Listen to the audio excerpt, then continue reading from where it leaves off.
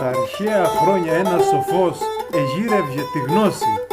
και ένας Θεός εμέλεντο να του την φανερώσει και λέει του ο Δίας: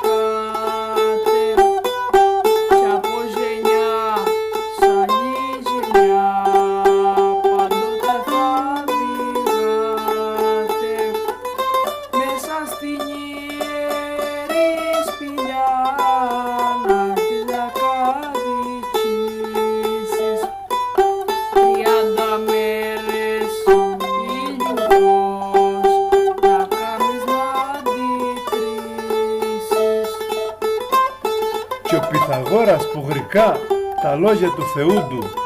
τρομάζει κι άλλη αναβολή δεν βάνει πιο στο νου του και λέει του: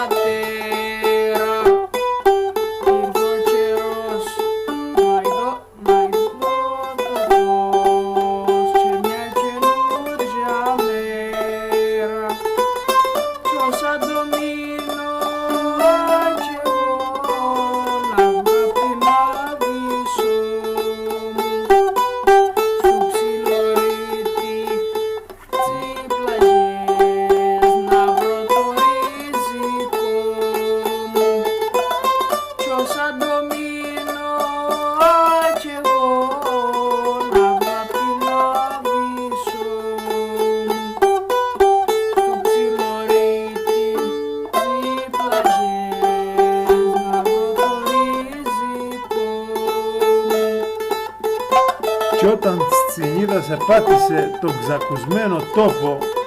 στις Κρήτες πυλογήθηκε με γνώση και με τρόπο.